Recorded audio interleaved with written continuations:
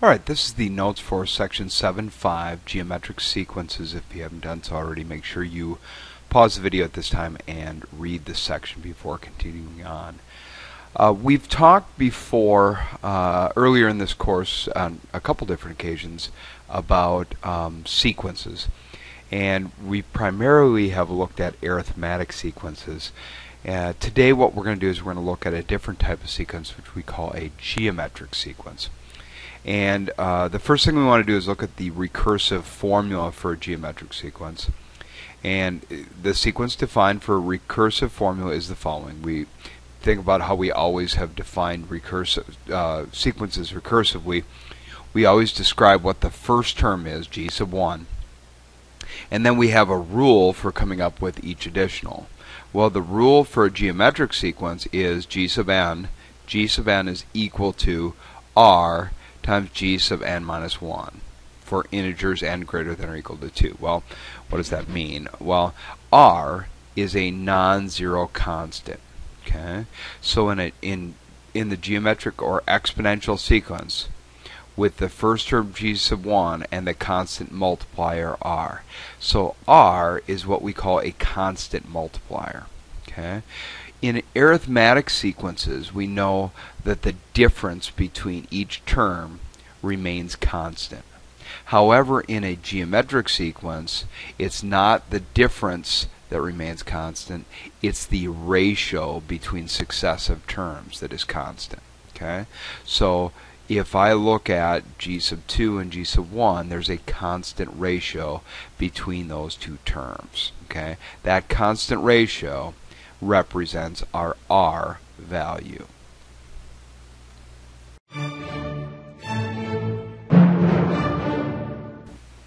So let's take a look at this first example. It says give the first 6 terms and the constant multiplier in the geometric sequence g, where g sub 1 is equal to 5 and g sub n is equal to 4 times g sub n minus 1. Now let's not forget what g sub n minus 1 means. It just means the previous term. So if I'm finding g sub 2, g sub n minus 1 would be 5. So if I'm going to generate that sequence, the first term is 5. The next term is 4 times 5, or 20. The third term is 20 times 4, or 80. So we're always taking the previous term times 4 to get the next term. Okay? So that's how we continue. Now, once we get, a certain way here, so I've got now 80 times 4, which would be 320. We have 320 times 4, which would be 1280. And the next one, we take 1280 times 4, which is 5120. And we've now generated the first 6 terms of that sequence. Okay. Now it also asks us to identify the constant multiplier. Well, the constant multiplier is that value of r, and that value of r is this 4 here, so that value would be 4. Now, we can use our calculator to generate these sequences as well, and the way that we do that is we enter the first term, which is 5, and then we're going to take that times 4, so I'm going to go times 4,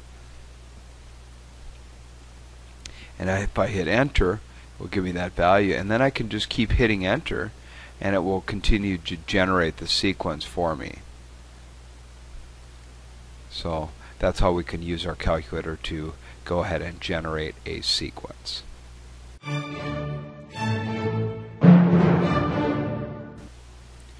So just like with arithmetic sequences, we can generate geometric sequences both recursively and explicitly. So the next thing that we have here is the explicit formula for a geometric sequence. And to do that, it says in a geometric sequence with the first term, g sub 1, and a constant ratio of r, each additional term, g sub n, is equal to the first term times whatever that constant ratio is raised to the n minus 1 power. Okay? And that's for integers greater than or equal to 1. Okay? So just like the recursive definition, there's two things we need to know. What is the first term, and what is that constant ratio? If I know those two things, I can generate the sequence.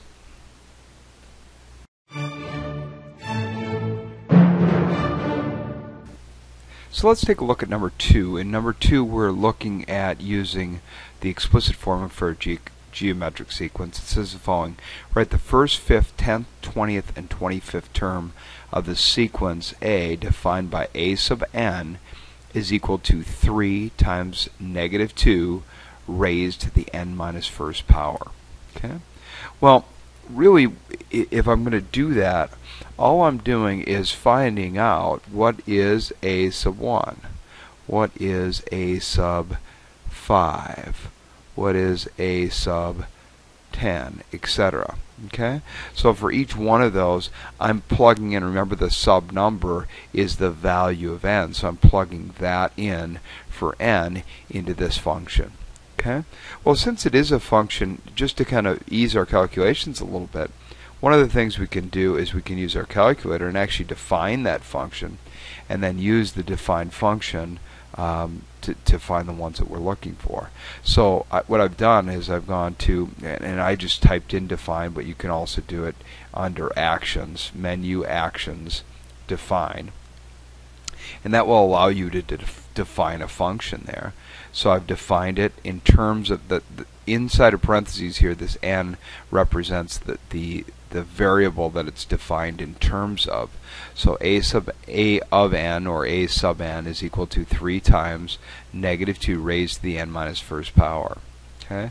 Now, if I want to find the value of that function at any value of n, I type in a, and notice how it comes in bold, knowing that it's an already defined function.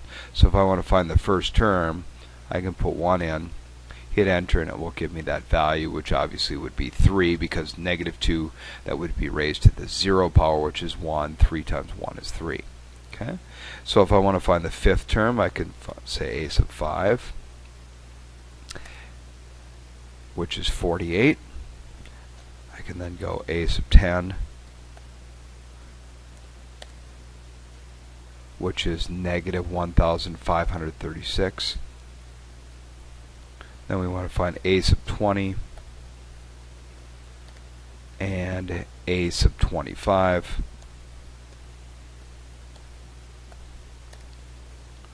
And that would represent those 5 different values. So obviously when you start raising something to larger and larger powers, that number gets big very, very quickly.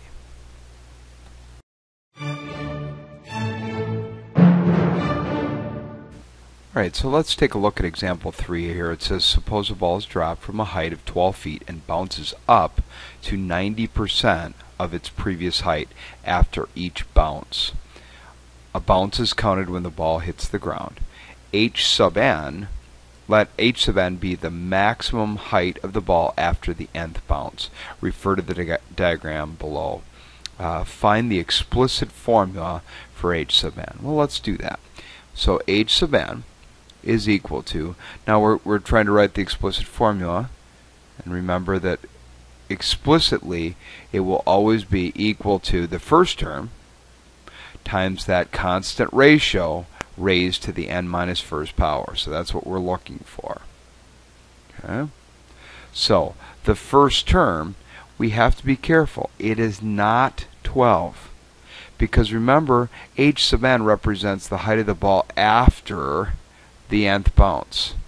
Well, 12 feet is before it bounces at all. So here's where H sub n is. So I have to find that by taking 12 times 0.9 to get that height, because it's 90% of where it was, of its original height. So what I'm going to do is I'm going to use my calculator and take 12 times 0.9.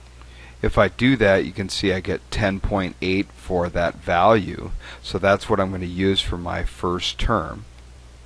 Now my constant ratio is this 90%. This is R, which would then be, in terms of a decimal, would be 0.9. So I'm going to have 0.9 and then I'm going to raise 0.9 to the n minus first power. So that would represent the explicit formula for the height of the ball. Okay. Part B then says find the maximum height of the ball after the sixth bounce.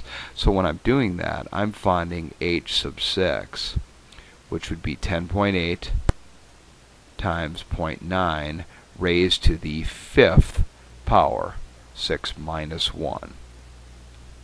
So if I plug that into my calculator, 10.8 times 0.9 is raised to the fifth power, I get 6.37729. So that would represent the height of the ball after the sixth bounce.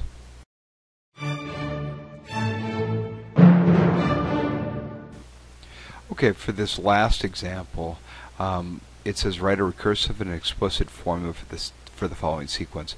So knowing what you know about geometric sequences, keeping in mind that you need to know what the first term and what that constant ratio is, see if you can write a formula for this recursively and explicitly. Bring it to class and we'll go over the answer to that in class next time.